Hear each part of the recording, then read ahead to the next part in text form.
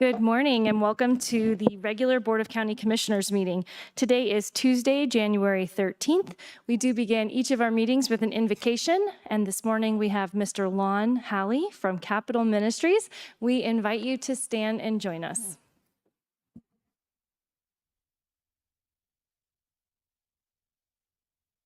Good morning.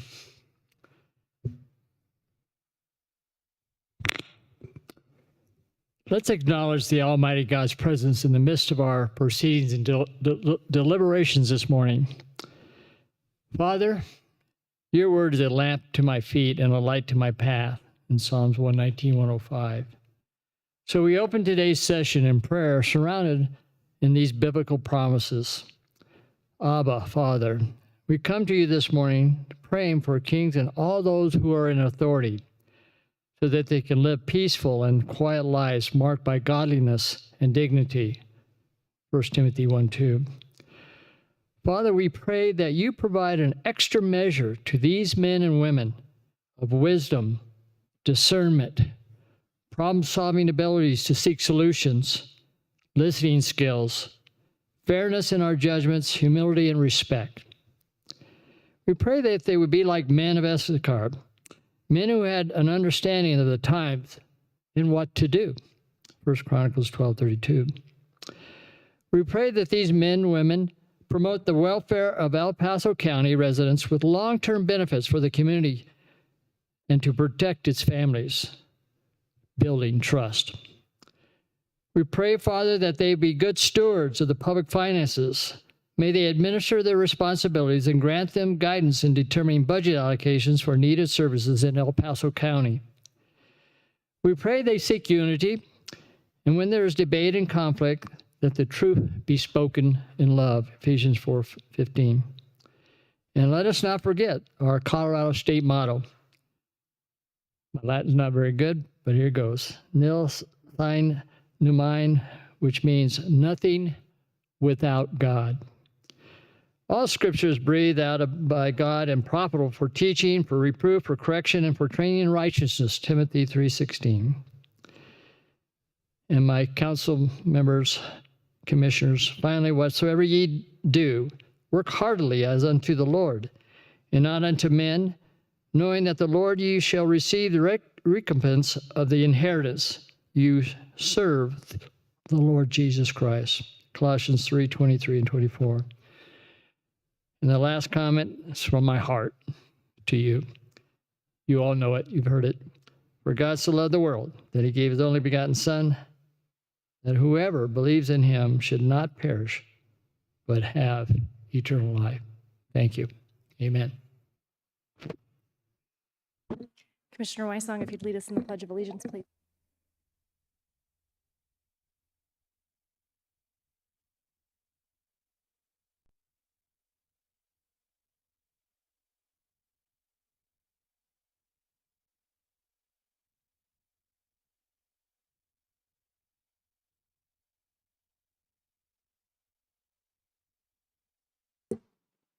Item 3. Item number 3 is staff emergency items, and I'm unaware of any staff emergency items today. Item 4. Item number 4 is changes, postponements, and notice of the next meeting. I'm unaware of any changes or postponements to today's agenda, and the next meeting will be Tuesday, January 20th at 9:00 a.m. Item 5.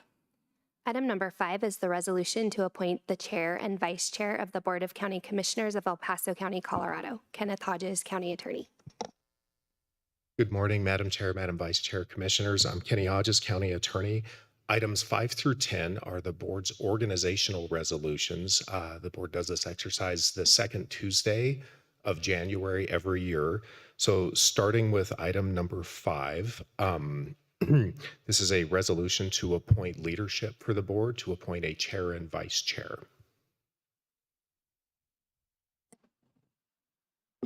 Commissioner Williams. Yes, I would move that for the year of 2026, that Commissioner Carrie Geithner be chair and Commissioner Lauren Nelson be vice chair. Second.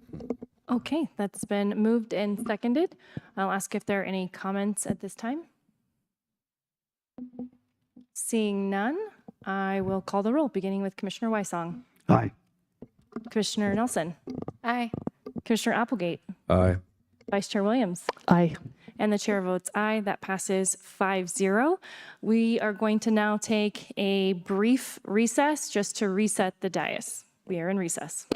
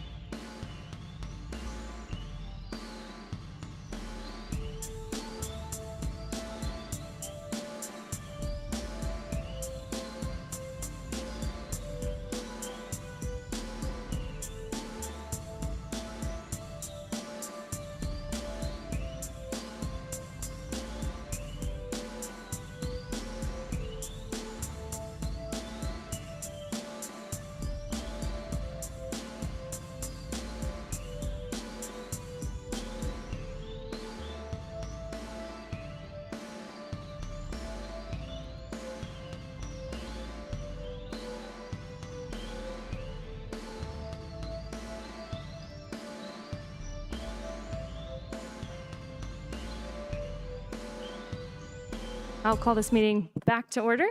And before we move on to item 6, I just want to say thank you to my colleagues for your confidence in having me serve again as the chair. I especially want to thank Commissioner Williams for her service as the vice chair last year.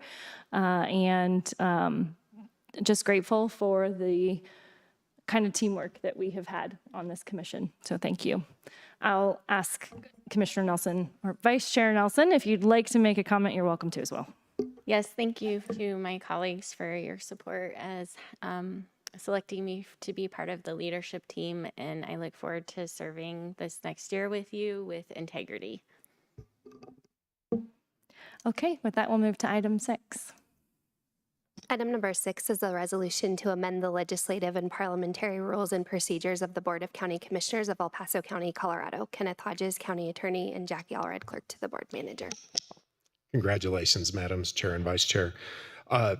Our parliamentary rules are a living document in many ways, but they are revisited at least once a year during our organizational resolutions.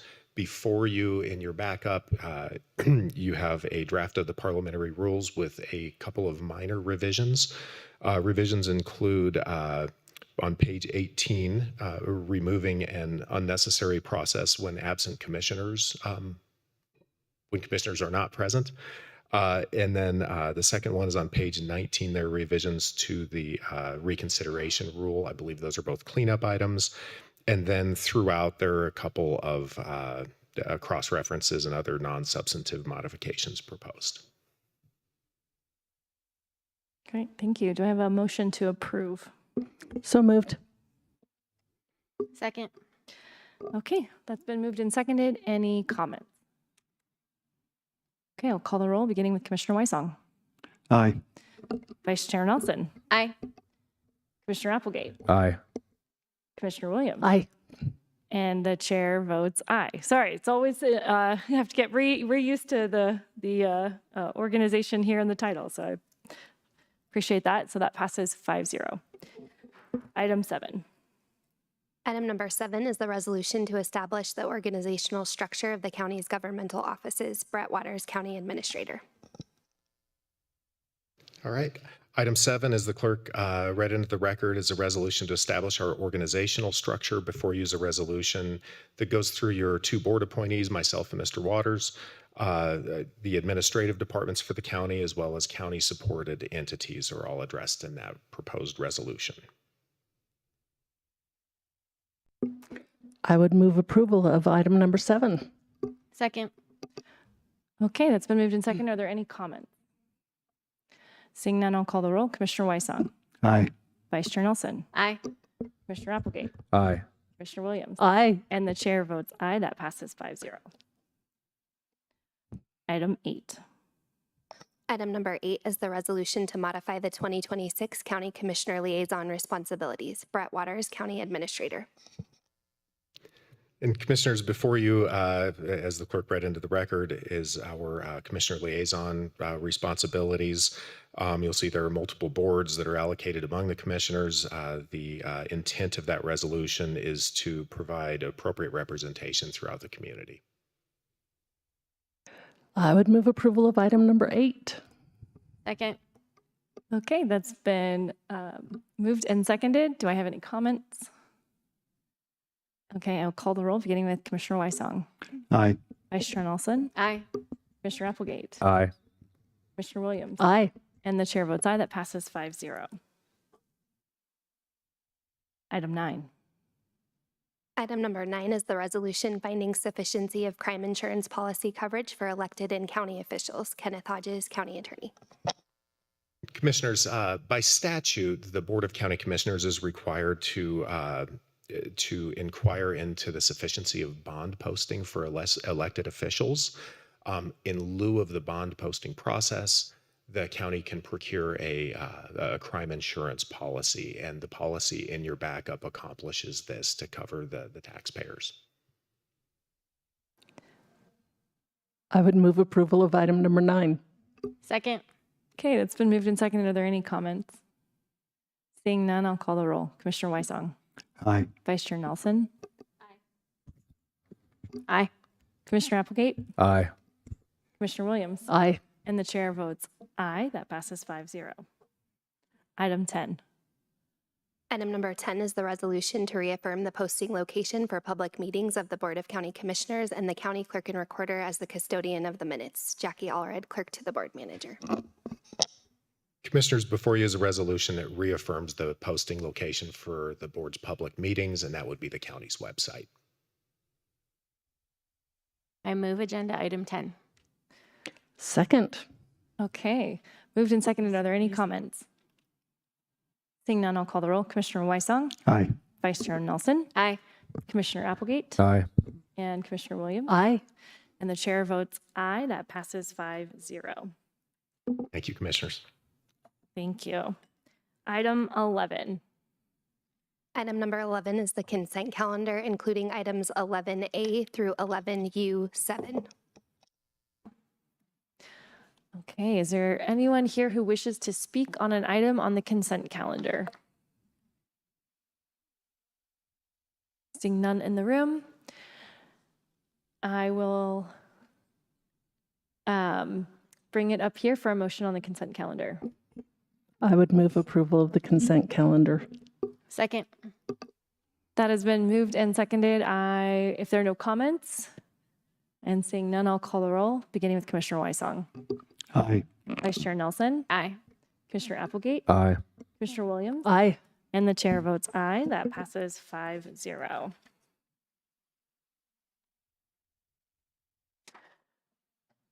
Item 12. Item number 12 is the proclamation recognizing Martin Luther King Jr. Day. Holly Williams, Commissioner, Board of County Commissioners. Good morning. I know we have several people who have been invited to speak. If you want to come down while I'm reading that would be great. I move the following proclamation, the proclamation recognizing Martin Luther King Jr. Day. Whereas Reverend Dr. Martin Luther King Jr. was born on January 15th, 1929, and dedicated his life to promoting peace, freedom, equality, and justice for all through nonviolent means, calling on all of us to participate in the continuous work of building and sustaining our communities. And whereas Dr. King's teachings guide and inspire us in addressing challenges and opportunities that arise in our ever-changing world. And whereas Martin Luther King Jr. Day, a federal holiday observed on the third Monday of every January, celebrates King's birth, honors his life and legacy, and raises awareness of the ongoing need to advance civil and human rights. Enacted in 1983, Martin Luther King Jr. Day became the first federal holiday honoring an African American. And whereas on August 28, 1963, Reverend Dr. King delivered a historic speech at the Lincoln Memorial, which called for an end to racism in the United States, saying, "Let us not wallow in the valley of despair. I say to you today, my friends, so even though we face the difficulties of today and tomorrow, I still have a dream. It is a dream deeply rooted in the American dream. I have a dream that one day this nation will rise up and live out the true meaning of its creed. We hold these truths to be self-evident, that all men are created equal.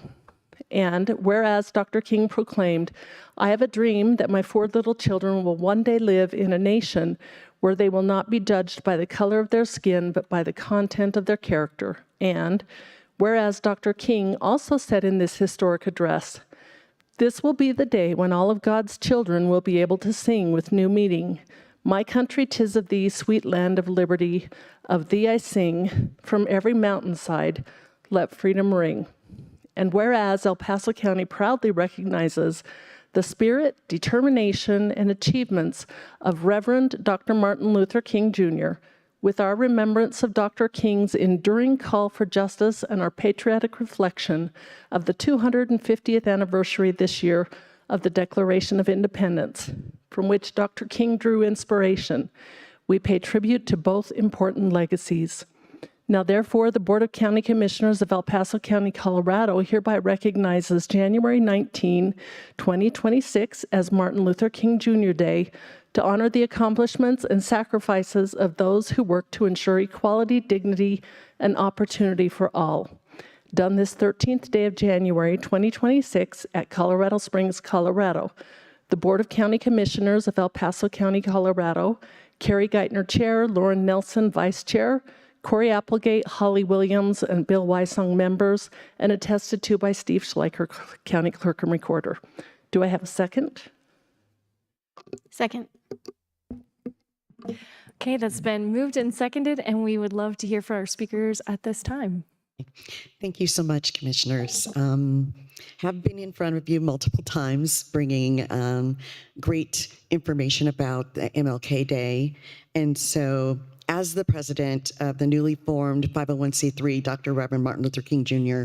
Preservation Society, it is both an honor and a profound responsibility to stand before you each year as we gather to recognize Dr. King's birthday and legacy. I am reminded that this work is not ceremonial, it is personal. It is generational, and it is unfinished. Dr. King was born on January 15, 1929, who devoted his life to the pursuit of peace, freedom, equality, and justice through nonviolent means. He challenged all of us to not just be leaders, not just institutions, but everyday people, to take part in the ongoing work of building and sustaining strong, united communities. His teaching continues to guide us as we navigate the complexities of our world today. Martin Luther King Jr. Day, established as a federal holiday in 1983, was the first to honor as an African American.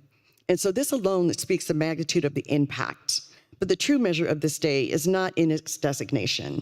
It is in the dedication. It is in how we choose to live the values of Dr. King. As we remember I Have a Dream and the address in August of 1963, when he called the nation to rise above racism and live out the true meaning of its creed, that all people are created equal. And his dream that his children, all children, would be judged by the content of their character remains a moral compass for our nation, as his call to let freedom ring from every mountainside still challenges us to expand, especially expand the circle of justice. This year, as our country marks the 250th anniversary of the Declaration of Independence, we are reminded that Dr. King drew the strength from those founding words. He believed deeply that America's promise, and he held us accountable to it. Today is especially meaningful as we welcome the granddaughter, the only grandchild of Dr. Martin Luther King Jr. Her presence is a living reminder that the dream is not history, it is an inheritance. It is carried forward by new voices, new leaders, new generations who continue the work her grandfather began. This visit that she's coming to Sunday night at the first event, at the Fireside Chat event, where we have youth in our community from homeschool kids to charter schools to middle schools to high schools, speaking with her on stage at Colorado College about what a dream means to these children and these college kids. These generations continue to work that her grandfather began. Her visit bridges our past with our future. And we are honored to have her here with us during America 250 and Colorado 150 as commemorations, because we're the very first event for the year for the country here in Colorado Springs with the grandchild of Dr. King. As president of the Preservation Society, I see every day how Dr. King's legacy lives in the people of El Paso County, in our volunteers, our youth, our elders, our educators, our faith leaders, and our community partners. This holiday is not a day off. It is a day on and a day of service, a day of reflection, a day to reconnect or recommit ourselves to the work of justice, dignity, and opportunity for all. Therefore, we proudly join the board of the County Commissioners in recognizing January 19th, 2026 as Martin Luther King Day in El Paso County. May we honor Dr. King not only with our words, but with our actions. May we continue to unite a nation, build a future, and do it in the nonviolent way. And we hope that you come to our events. Sunday night is the first one from 3 to 5, the Fireside Chat. And then, of course, she will be presenting at the breakfast on Martin Luther King Day at the Antlers at 7 in the morning. So please come out and listen to History in the Making. Thank you. Thank you so much. Good morning, Chair Geithner, Lady Vice Chair Nelson, and all of you El Paso County Board of County Commissioners. My name is Minister Earl Schaefer Jr., and I'm the Vice President of the Reverend Dr. Martin Luther King Jr. Legacy Preservation Society. And on behalf of the society and the many partners, volunteers, and young people who help carry this work forward, we also want to thank you, our Board of Commissioners, for this meaningful proclamation, as we are deeply honored and grateful for your recognition of Dr. King's life, legacy, and the enduring call to justice, service, and to unity. The theme for 2026 Dr. King Day is Uniting a Nation, Building a Future, the Nonviolent Way. And that theme is both timely and timeless. And Dr. King reminds us that nonviolence is not passive, it's courageous, it's disciplined, it's purposeful. It is a way of confronting justice without surrendering our humanity. It is a way of disagreeing without destroying.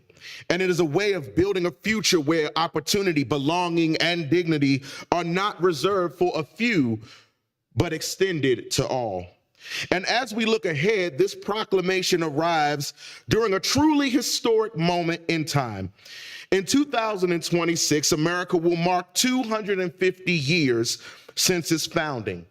This is a milestone that invites celebration as much as it invites honest reflection. America 250 calls out not only us to honor where we have been, but to ask who it is that we are becoming and how we ensure that the promise of liberty and justice is fully realized for every single community. At the same time, Colorado Springs will celebrate its 150th anniversary. This sesquicentennial reminds us that our city's history is still being written. And I thank our County Attorney Hodges for saying that our documents are living, breathing documents as much as our history is living and breathing and still being written by the choices we make, by the relationships we build, and by the way we care for one another across our differences. Dr. King taught us that the arc of moral universe bends toward justice, but only if we are willing to bend it. And that work happens here locally. It happens in counties, cities, neighborhoods, YMCAs, church groups, and living rooms, right here in Greater El Paso County. I want to thank you all for this proclamation because it affirms your commitment to Dr. King's message and your affirmation as the Board of County Commissioners that the message still matters, that nonviolence is still relevant, and that unity is not a slogan, but a responsibility. Thank you for standing with the community, for honoring this sacred observance, and for helping ensure that King Day is not just a day off, but truly a day on of service, reflection, dialogue, and collective action. May we continue to unite a nation, build a future, and walk forward together the nonviolent way. Thank you so much. Please come forward. Thank you, Chair Gettner. My name is Donald Dees, and not only do I serve on this great board with the MLK Legacy Preservation Society, I'm also the president and CEO of Colorado Springs Black Chamber of Commerce. And my portion here will be very brief. I just want to acknowledge your sustained efforts as the chair for this great commission and acknowledge Vice Chair Nelson now instead of just Chair Commissioner Nelson on your selection as the Vice Chair. We look forward to the great work that you've done in this community and will continue to do in 2026 and beyond. That's all. Thank you. Thank you so much. Please do come forward. Good morning, Commissioners. My name is Woody Longmire. I'm a community engagement consultant. And as you have heard, there are several organizations that are working together to make this happen. And my job is to make that happen, pulling them all together and to have a fantastic day, which I call a fun-filled, fact-finding function. I'd also like to say that as we move forward, look at me, look at us. That's testament to evolutionary change in a revolutionary way. And I'm proud to be a part of this community and of this nation. Thank you. Okay, with that, is there anyone else who is here to speak on this item? I think we got everybody. Okay, fantastic. I will bring this up now for comments from commissioners. Commissioner Weissong. I believe that Ms. Martinez has had to leave. We were chatting before the meeting, and the only grandchild started touring at 15, and she'll be 17 when she comes for this weekend. Phenomenal opportunity. And I'm glad that the county is privileged to be able to have someone of her caliber, and most importantly, at such a young age, being able to continue Martin Luther King Jr.'s message. And I just think that's very, very special. Vice Chair Nelson.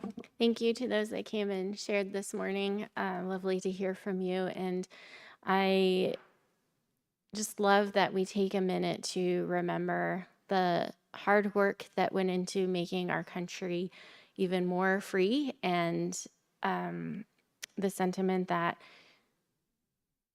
all people are created with inherent value, and all people are created equal and deserve to be treated with dignity and respect. And I love in the resolution where it says that so many made sacrifices to ensure equality, dignity, and opportunity for all. And that personally is how I see our service here on the board of the commission, that we are to steward and govern, making sure we're protecting individual rights and respecting private property. And that is for everyone. And we are all God's children, and that is to be our mandate, that we think in those terms to ensure we're protecting the opportunity for all. Commissioner Applegate. Again, to kind of echo what Commissioner Nelson said, Vice Chair Nelson. Yeah, it's good that we honor our civil rights leaders. We honor the people that came before us. That, you know, we celebrate that holiday, and we remember, you know, the work of the Reverend Dr. Martin Luther King Jr. and that he was able to lead that civil rights movement in the 60s. And that I feel like, you know, in America, we haven't got it down. We're not perfect, but we've made so many leaps and bounds from when this nation was first founded 250 years ago to where we're at now. And it's amazing when you look back in our history and just how far we've come and the things we've been able to achieve and the greatness of where this nation has come. So it's really awesome. Really appreciate all the comments by my colleagues. And just want to add that I appreciate the comments, the inspiring comments that were spoken here today. And I think it's important for us to remember that America is not a perfect nation because we are made up of imperfect people, every one of us, and that we don't celebrate Dr. King because he was perfect either. But we do celebrate the message that we will continue to strive for what is good and right and fair. And that is so important for us all to remember and not lose sight of.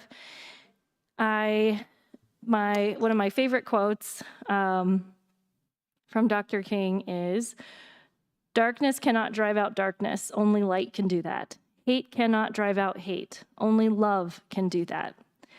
And I love that because it's such a good reminder. It's easy for us as those imperfect humans to be frustrated when there are things that we can't change or can't change fast enough. But to remember that it always has to come from a place of love and nonviolence if we are going to be successful. To not lose sight of the person that we may be disagreeing with is also a person who is made in the image of God. And is one of our brothers or sisters.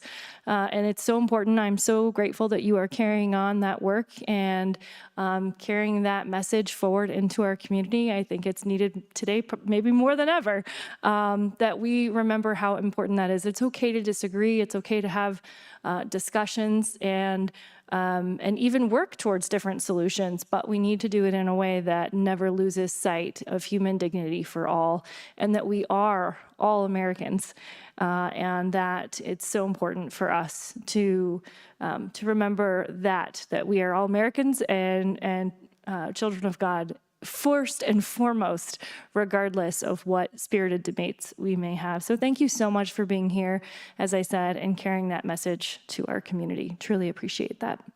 And with that, I will let Commissioner Williams finish off our comments. Yes, I'd like to thank all of our guests, and just as a reminder to those who are here that the granddaughter of Martin Luther King, Yolanda Renee King, will be in town this weekend, and there is a breakfast on Monday morning at the Antlers, if you would like to attend that. It is also a day of service. I was pleasantly surprised when we got our church announcements this weekend in our email to see this day of service highlighted. And I wanted to tell a story, actually. I'm really impressed with Martin Luther King because he stood up for what was right. He stood up and said very eloquently what he believed in. And in December, I met with my daughter, and we were visiting her, and she was in a meeting with a group of her team members, and there were some disparaging things being said about different groups of people, and she was very uncomfortable with it. And she was the only person in the room who finally raised her hand and said, "I'm sorry, but this is inappropriate. This is not what we should be talking about, and we shouldn't disparage people who are different from us." So I was really proud of her, and I think I'm going to compare two quotes today in conclusion here.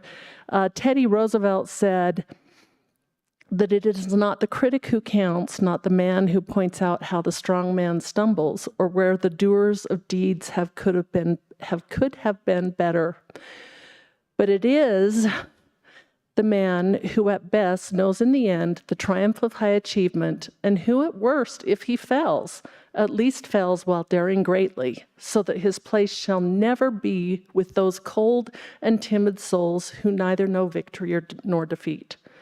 And I'm just going to say, Martin Luther King said something very similar when he said, "The ultimate measure of a man is not where he stands in moments of convenience and comfort, but where he stands at times of challenge and controversy." And may we all remember that as we go through this semi-sesquicentennial year in our nation and in the state of Colorado, that sometimes when things are challenging and controversial, we do have to stand up and we do have to speak, and we will be the better person for it. And I think that that is the legacy that Dr. Martin Luther King Jr. leaves with us more than anything else. Thank you. Okay, with that, I think we are ready for a vote on this, and I will begin with Commissioner Wysong. Aye. Vice Chair Nelson. Aye. Commissioner Applegate. Aye. Commissioner Williams. Aye. And the chair votes aye. That passes 5-0. We will take a brief recess for a photograph.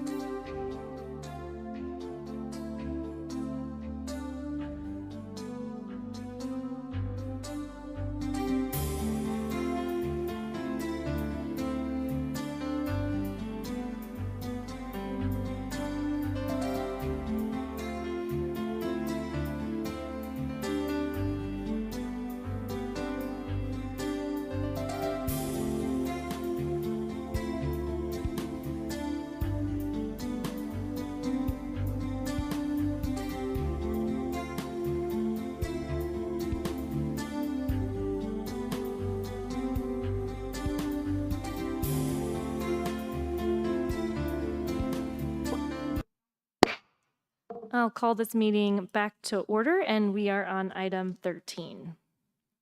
Item number 13 is comments by elected officials and commissioner liaison reports.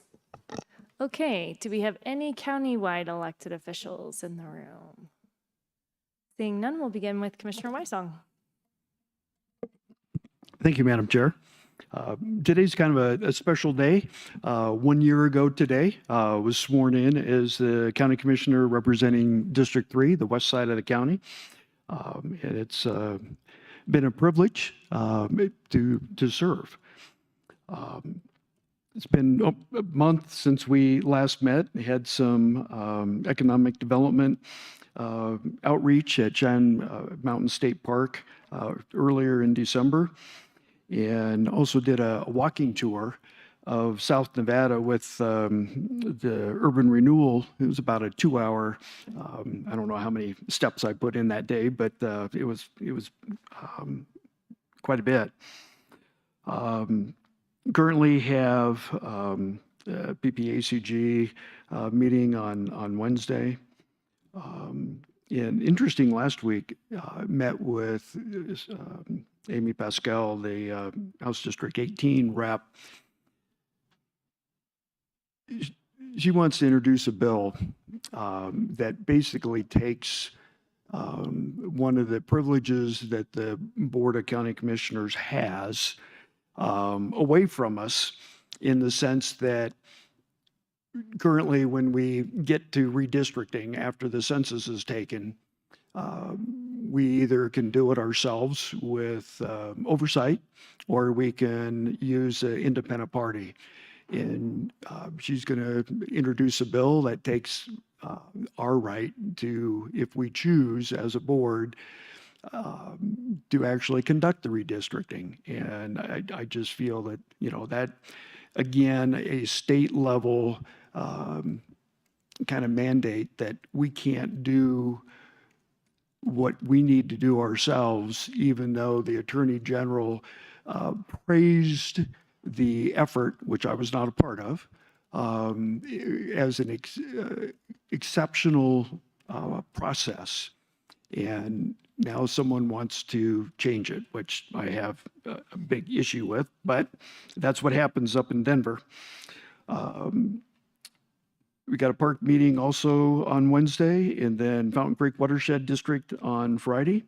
So it's going to be, it's great getting back into full swing of our boards and commissions. Thank you. Vice Chair Nelson.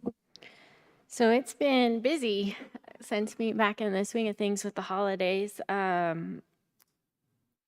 Last week, I spent quite a bit of time reviewing applications for, I serve on the Region 16 Opioid Abatement Council, Commissioner Geithner does as well, and we are looking for a facilitator. And so we had a number of applications come in to review, and so just wanted to dedicate a good effort towards finding the right person that can help this opioid council with hearing the information that will help us make wise decisions in distributing the funding that came through the lawsuits with the pharmaceutical companies. It's around $70 million over the next 17 years that this council is in charge of figuring out how to combat the opioid crisis in our community. And so really important work, really meaningful, and a big responsibility. That's a lot of money. And so just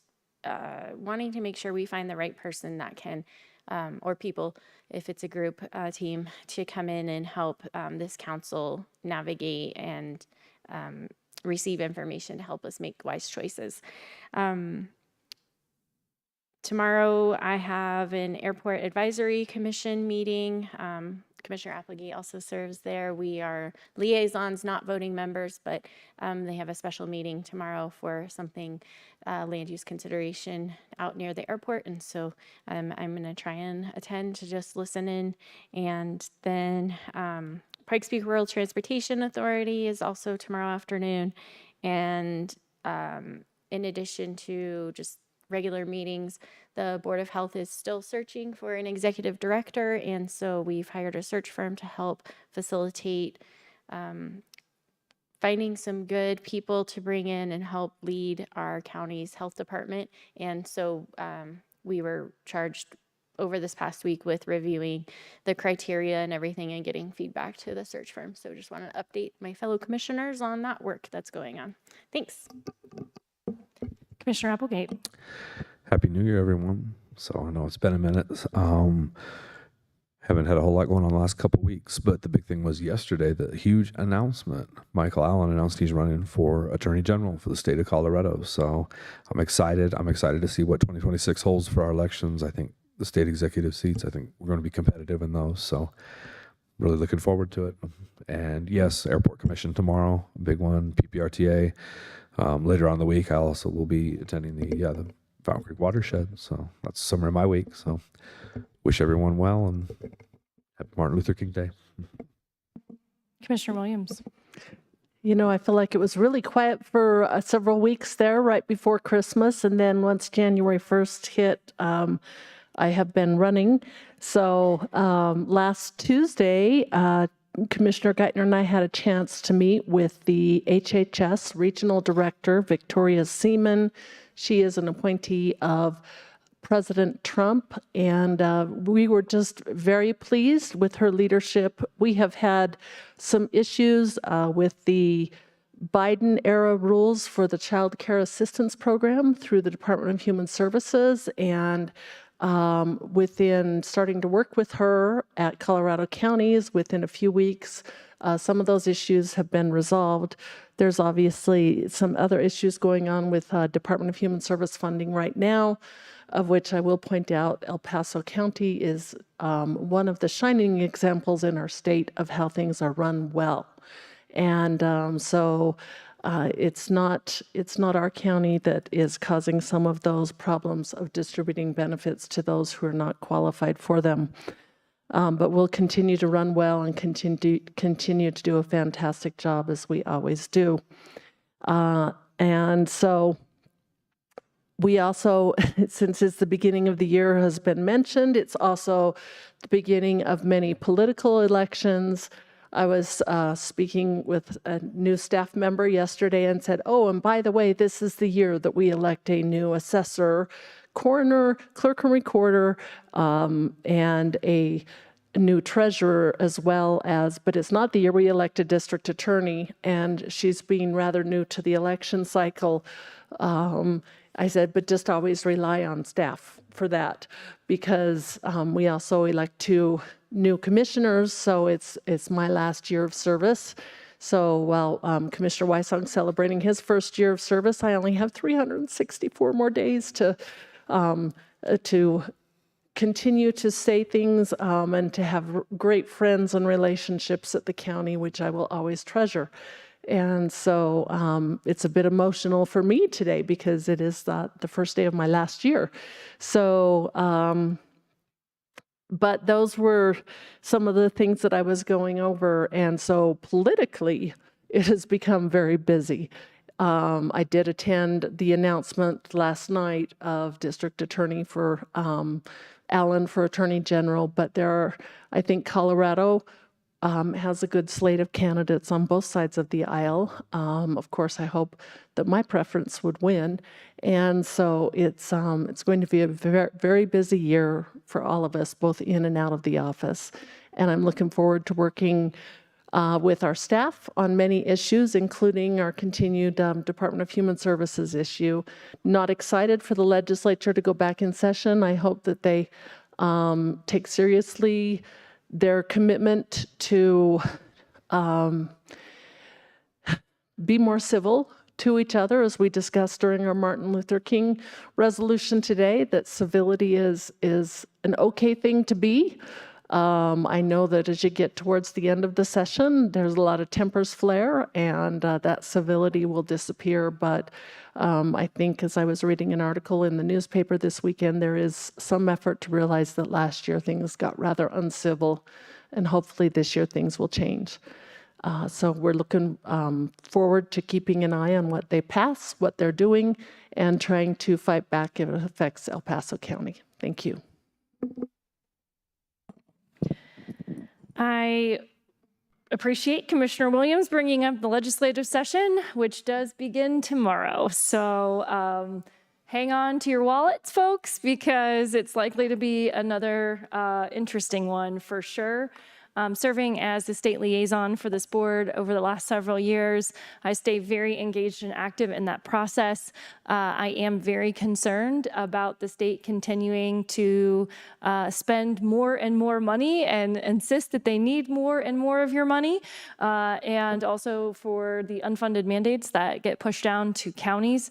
I know that that concept may not be familiar to everyone, but essentially it is the state saying we want to do a lot of things, but we don't have any money, so counties, you figure it out. And of course, what that means is it puts a lot of pressure on us. We want to prioritize the things that are important to our community, things like roads, those basic services that each and every citizen contributes to, and they expect us to take care of. And when the state pushes down those pet projects, it hurts our ability to do the prioritization and takes money away from those important efforts that we have heard from constituents here in El Paso County they want to see us focusing on. I'm also very concerned about further erosion of public safety. It's no surprise, I think, to anyone. We continue to rank very poorly in regards to crime in our state. It hasn't always been that way, but it continues to get worse, and that is directly related to the state policies. There's much that we can do locally, and we certainly focus on public safety here, but it won't matter how many officers or deputies are on the streets here if every time they arrest someone, they're let out with no bail requirement, and they're not held accountable through the justice system. And that, unfortunately, has become a theme of many of the bills that come out of the state legislature. And I think it's important as we talk about this. What I think is a very poignant quote on this particular topic is, mercy to the guilty is cruelty to the innocent. It's really important to remember that every time we want to let someone off the hook for the accountability for the things they've done, there's usually a victim behind that is not receiving justice. So while it may seem kind, it's not kind to victims to not uphold justice. And that is something that I will be keeping a close eye on. Costs and taxes, as I said, when we don't prioritize our money well, which is just happening in the state of Colorado. There have been audits over the last few years showing the state is missing money in areas. They're just not doing a good job of managing their funds. And the easiest thing to do is put out your hand and ask for more once you've lost your lunch money. And that's basically what continues to happen in our state. On the upside, however, because I want to focus on some positive things, I was very encouraged. First of all, I said this a couple weeks ago, and Commissioner Weissong said that the gas prices went up after I said it, so I hesitate. But gas prices, although they've been a bit volatile, are continually low. I heard again this morning that they are at a 5-year low. That is super encouraging. I happened to be looking through some photos that I had taken a couple of years ago, headed off on vacation, and boy, what a difference the gas prices are from what they were back then. We were. I think I was celebrating seeing $3.39 as when I drove out of the state as something really cheap. And last night, as I drove by the gas station closest to my house, I think it was $2.17. So those are pretty significant changes that we're seeing, and I look forward to hopefully seeing that continue and hoping that helps families who are struggling to make ends meet and are just suffering underneath those huge cost increases that we've seen in the last few years. And then again, a little outside of our wheelhouse, but will impact us nevertheless. I was excited to hear the GDP numbers for Q4. They're at 5% growth in GDP for Q4. And so for anyone who's been tracking that, there were some economists that had really dismal views. In fact, I think we were at in a We went to the fly-in DC earlier this year. We even had someone say, we may just be at 2% growth all year. We'd rather be at 3. So it's not that it's going to be terrible, but it may not just be as high a growth if we like. I think Commissioner Nelson was sitting next to me in that presentation, which is why I keep looking at her. But as of now, Q2 was at 3.8. Q3 was at 4.3, and Q4 is now at 5%. So the economists once again got it wrong. We are seeing quite a bit of GDP growth, and that is encouraging to me as we talk about the economy and families dealing with the inflation under Biden and all of the huge amounts of federal spending that led to that inflation. Just seeing that start to rein in and hopefully seeing relief. We're not going to see huge rollbacks everywhere, I don't think. That has its own set of challenges for the economy if that were to happen too quickly. But I'm really encouraged that we are on the track to hopefully see some relief for families, and I'm sure we will see that locally as well. And with that, I believe we are ready to move to item 14. Item number 14 is community service organization reports, and there are none. Item 15.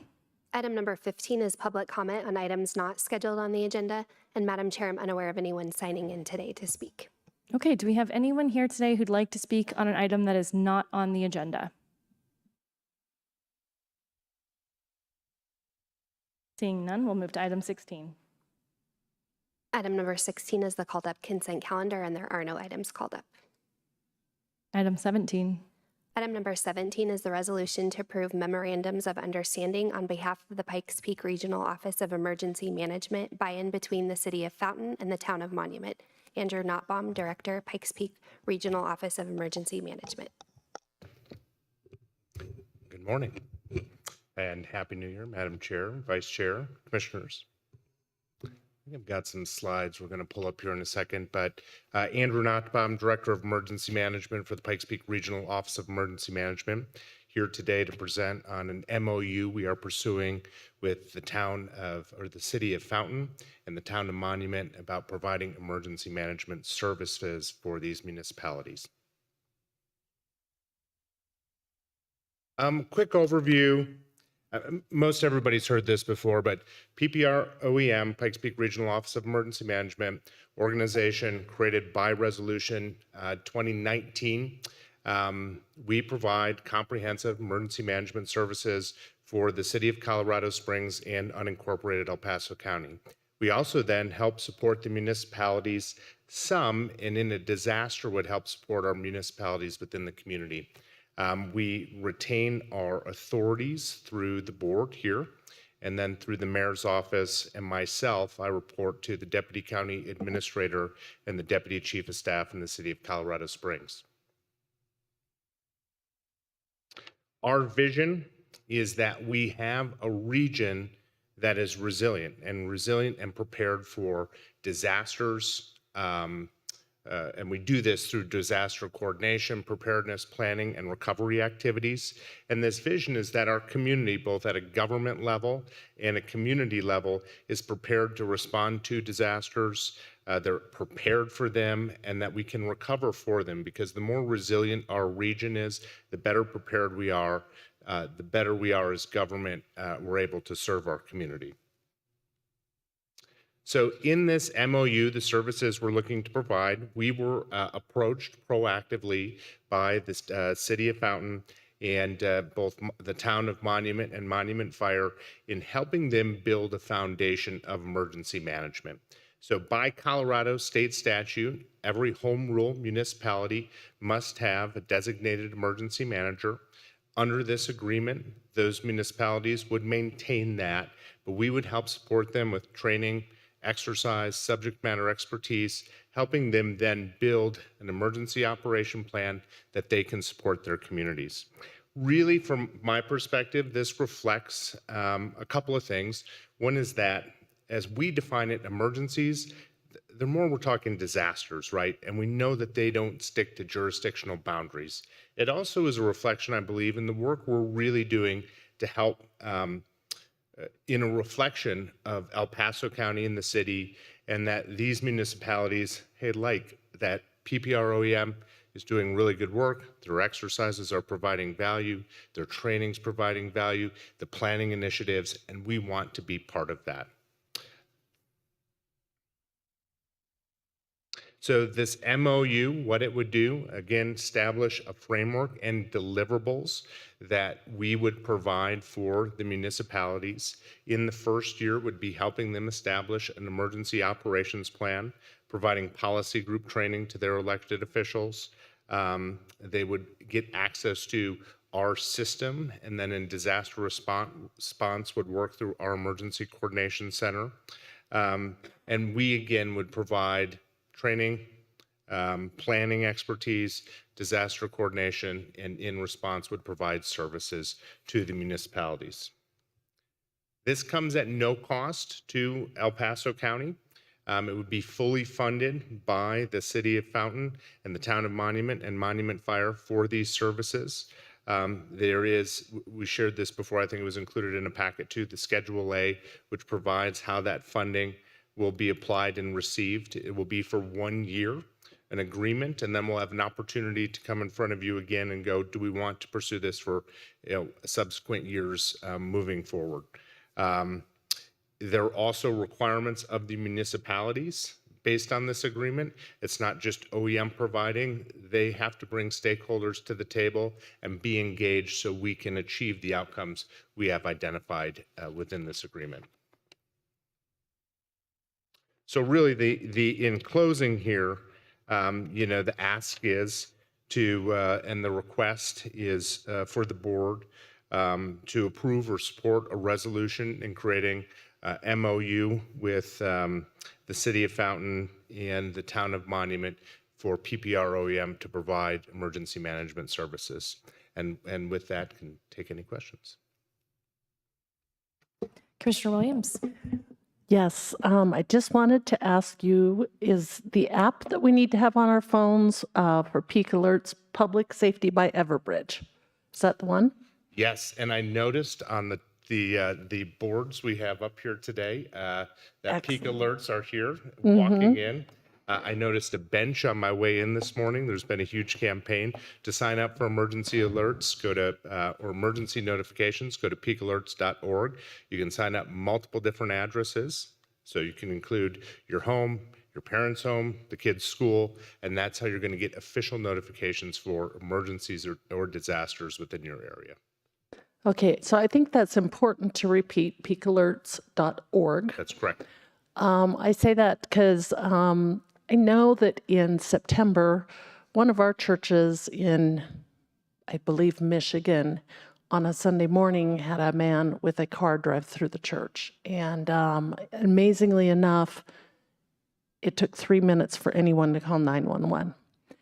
And so our church, specifically in this region, is going through several trainings on how to be prepared at home and at work, but especially also at church, so that if we had an attack at church, we would know what to do. And so I just think it is so important to stress this was something that the very first day I started as commissioner, we approved the MOU between the City of Colorado Springs and El Paso County. And this is such an amazing organization.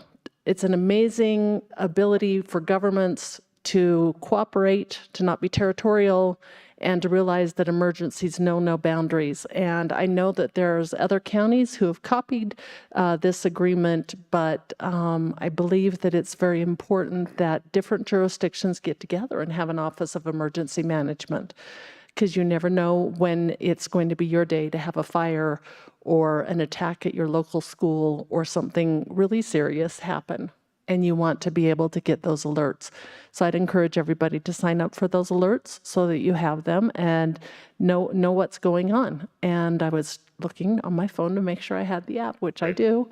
And so it's important to have that resource to use so that you're not receiving a text message, you're receiving the actual facts of what's going on, and you know where to meet during an emergency. So thank you very much. And I'm very excited to welcome Monument and Fountain into this organization. I'm glad they're participating.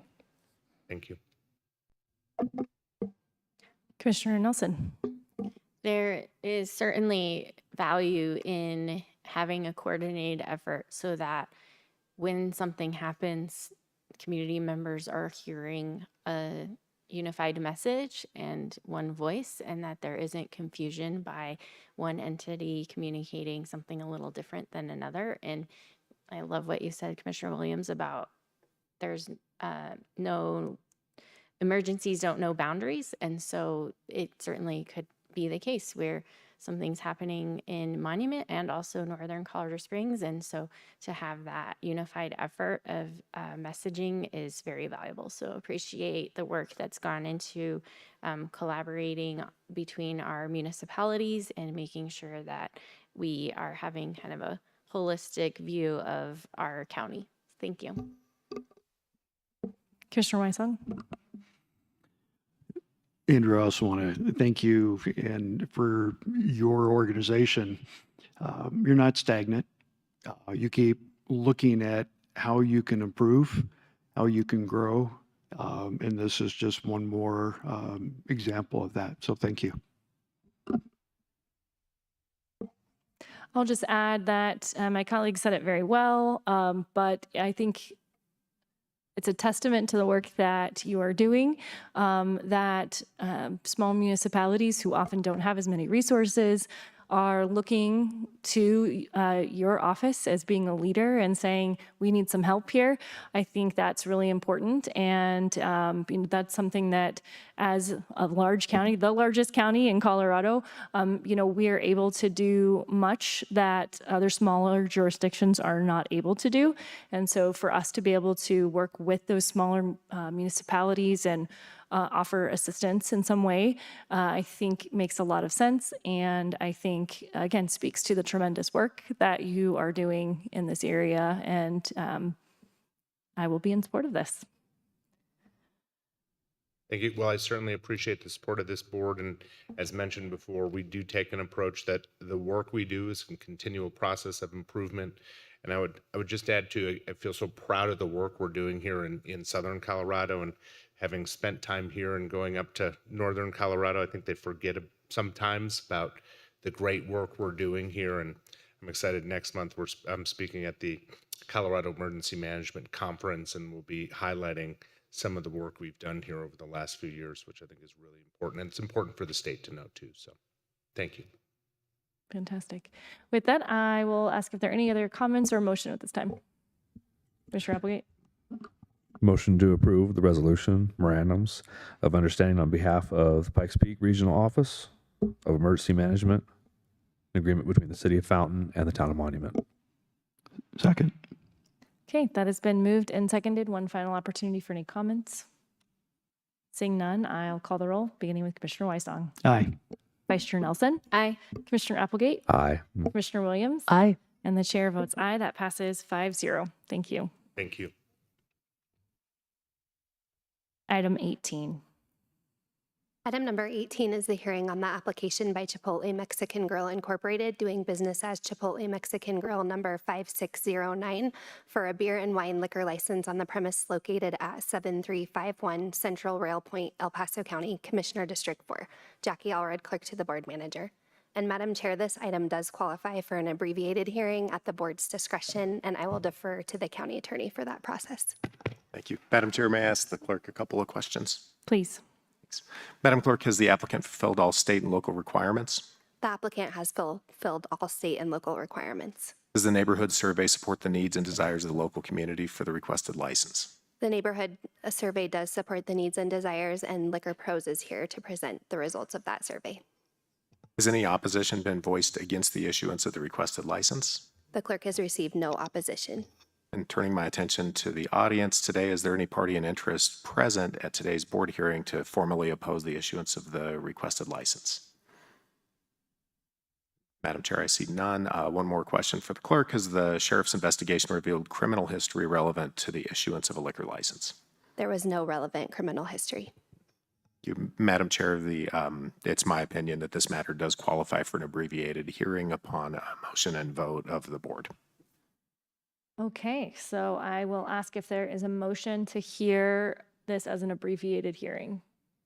So moved. Second. Okay, that's been moved and seconded. Any comments? Seeing none, I'll call the roll, beginning with Commissioner Weisong. Aye. Vice Chair Nelson. Aye. Commissioner Applegate. Aye. Commissioner Williams. Aye. And the chair votes aye. That passes 5-0. We'll proceed with the abbreviated hearing. Thank you, Madam Chair. Brian Prophet, registration number 31101 on behalf of the applicant here, Chipotle Mexican Grill. With me this morning, I have our field leader, Ms. Priscilla Escobar, who will oversee this restaurant. Also with us this morning, we have Ms. Carol Johnson with Liquor Pros. Now, you have approved this as an expedited hearing. We have just a brief presentation. You may wish to hear from Ms. Escobar regarding our policies, procedures, and training. Or perhaps, I know you still have a busy morning ahead of you, you may just say, nope, we want you guys to sit down, we'll vote.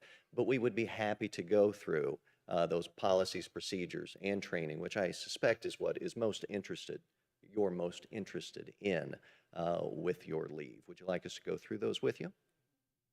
I've got a nod over here from I see Commissioner nods from the Williams. commissioners, so let's proceed with that. With that, may I have Ms. Escobar sworn?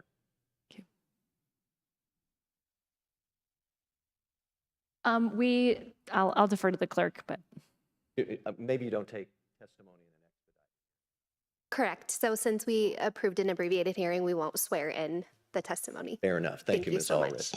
much. Ms. Escobar, can I have you state your name? Priscilla Escobar. And you're the field leader for Chipotle, is that correct? Yes. Can you briefly tell us what that means? So I oversee, with this restaurant, it'll be 8 Chipotles here in Colorado Springs and in Pueblo. And I oversee day-to-day operations, train my general managers on results, KPIs, and customer experience. If I'm not mistaken, you have 20 years of experience with Chipotle, is that correct? Been there since I was 17. Rose from, probably Crew. chopping up vegetables in the back all the way to overseeing these restaurants. Yes. Well, congratulations. Now, I suspect everyone here has probably been to a Chipotle, so I'm not going to walk them through the process of what it's like to come into the restaurant. But briefly, can you tell us what alcoholic beverages are you anticipating selling if awarded this beer and wine license? Yes, it's Corona Light and Negra Modelo. Just beers, correct? Yes, just beers. And also, during your hours of operation, is your kitchen always open? You'll always make food available along with that alcohol, is that correct? Yes. Okay. This is a new location. When is it expected to open? January 30th. Okay, coming right up. Yes. How many folks will you hire at this new restaurant? 30 to 40. And of those 30 to 40, actually, no, different question. How many managers will you have overseeing that staff? 7. Now, of those 30 or 40 individuals you're hiring, how many of them will be involved in the sale and service of alcohol to the public? 10 to 13. As a new restaurant opening, can you describe your training for these folks, again, as it relates to the sale of alcohol? So we have Spice Up, that's our training online, and everybody goes through the entire training. We have it's the cashiers and managers who have to train on the alcohol. And we also. Approximately how many people is that? Of the 30 and 40, how many are your cashiers? The 10 to 13, like including the managers, yes. And then we have chiplings, which there's an acknowledgement on there that you will be selling alcohol. So I want to touch on a couple of those things real quickly, but first, who is it that actually administers the training? Do you do that? Do you have a training team that comes in? How is that accomplished? So for the new restaurants, we have a training team who comes in, and then after that, it's just the general manager and the managers who are overseeing all the training. This training team that will come in, how many folks are we talking about? Around 5 people. How long will they be there on site training this new staff? A week. You talked a little bit about your training platforms, and you started with, I think it was ChipLinks. Now, that is Chipotle's in-house training module, correct? Yes. What does that involve? You said it was online. Are these videos? Are these tests? What does it look like? So it starts with videos, and then it's all the tests, and there's a knowledge check, and they have to pass the knowledge check, and then it's Like testing, right? Yeah, the testing, and then it's validated by a manager that they pass the test. And I think I actually got that backwards. That's your Spice Hub Spice modules. Hub, yeah. Okay, chip links, however, are your written materials. Yes. Like your employee manuals, your policies and procedures, all of that, correct? Yes. Mhm. And that is also something that this training team goes over with all of your cashiers and new staff. And in fact, I think these folks, after going through this, sign acknowledgements that they've written these policies and procedures, read them, gone over them, and acknowledged that they've been trained on these, correct? Yes. I want to touch on what those policies and procedures are very quickly. If someone comes to the register and orders an alcoholic beverage, what is your policy for asking for identification from that person?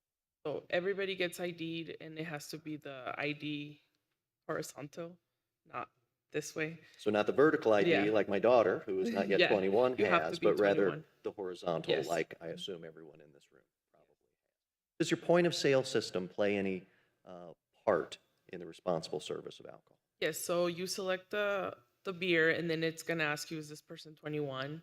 And then you have to hit yes, or else it won't let you even put that in. So you have that reminder every Yes. time an alcoholic beverage is ordered. Okay. And can you confirm that your folks are also taught to recognize the signs of intoxication in a guest? Yes, they If- have to. I'm sorry. Well, no, my apologies for stepping on you there. But if someone were to come to the register and display signs of intoxication, how is that to be handled? So we train them to grab a manager, and then they will talk to the guests directly and just make sure that like you'll be able to tell and just be like, thank you, like we're not gonna sell you an alcohol, and we're gonna have you leave the restaurant. And part of your training does cover these signs to look for regarding intoxication, such as the smell of alcohol or bloodshot, watery eyes, things like that. Correct. We could go on. She's been there for 20 years, but at this point, I'll turn her over if any of you had any additional questions regarding our alcohol service policies, procedures, or plans. Yeah, I just have one question. So, what are the penalties for an employee who messes up? It leads to termination. Okay, so termination. So that they're aware of that coming in, that if they issue alcohol to someone underage, they'll be terminated. Okay? Commissioner Weissong. Thank you, Madam Chair. Are you, or is Chipotle in general, do you have the ability to scan the ID to determine? That's for you. No, we don't scan. We just look at it, verify it, and then that's it. There's not a scanning method. Okay.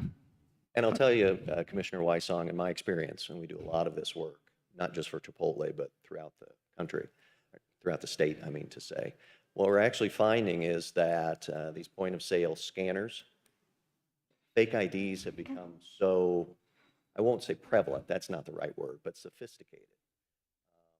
Purchase them from the Far East, they fool the scanners. They're done that well. And so while Chipotle's point of sale system doesn't involve a scanner, certainly the policy and procedure requires interaction between the cashier and the individual purchasing. Now, Ms. Escobar didn't touch on it, but when you receive that ID, you have to make sure that the person standing in front of you is the person as they appear on the ID. Needs to be a valid identification, not expired. And they do accept more than just driver's licenses, particularly here in Colorado Springs. Military IDs are an acceptable form. But to your precise question, no. Our point of sale system doesn't involve a scanner process in either El Paso County or Colorado. Thank you. Commissioner Nelson. Do you have a age requirement for those that are acting as the cashiers? And the reason I ask is just the age requirement to serve liquor Yeah, so or in alcohol. order for you to ring up and serve the liquor, you have to be over 21. So we have a policy that if it is a cashier that, it's not over 21, they have to immediately grab a manager, and we have an extra drawer and they ring up everything. Okay. So they just step to the side. Okay, so the cashiers that are underage don't necessarily go through the training. They just know they need to be getting someone who has gone through the training and is of age to serve. Okay, thank you. Okay, any other questions? So I got this right. Just beer, no wine, no hard liquor. Okay. Types of beer. Students types of beer. Okay. Madam Chair, I'd like to entertain a motion to approve if there's no more questions from commissioners. I'll just ask if we want to hear the results of the survey. Maybe we'll do that if you wouldn't mind, and then we'll take a motion. Carol Johnson with Liquor Pros. Carol, go ahead. Thank you. We are a neutral petitioning company. We do not guarantee results. We use the map that's provided by. Could I ask you to just pull that microphone closer to you? Not as- There you go. Thank you so I'm much. getting shorter by the hour. So we had 3 petitioners work on the survey, and I believe you've had the vacant landowners report turned in, as well as the one letter that was sent in where we were not able to participate.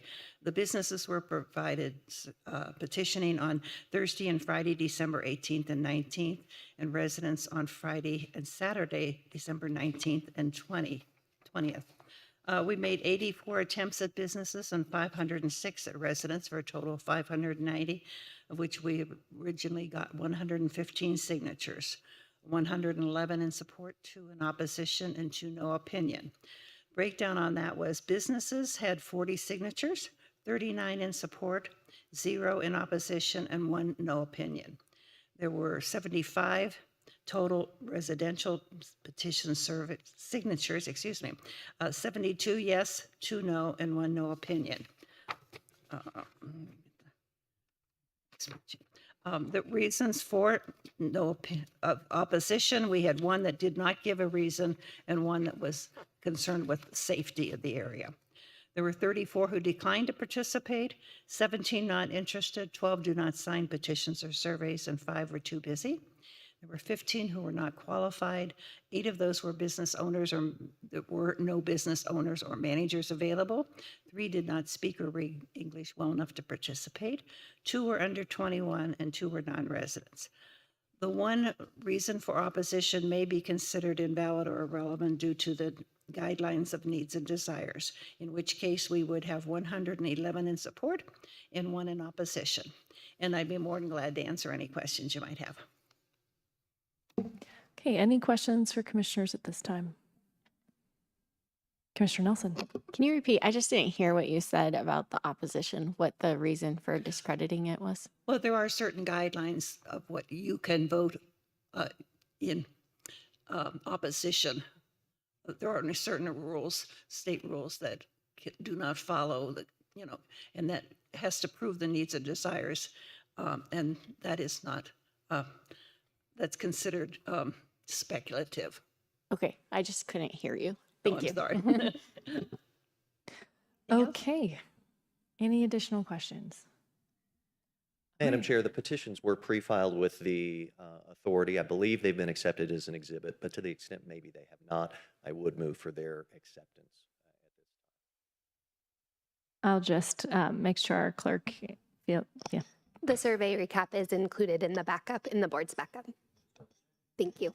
That does conclude our presentation this morning. Great, thank you so much. If there are no more questions at this time, I'd ask for a motion. Motion to approve. Second. Oh, yeah.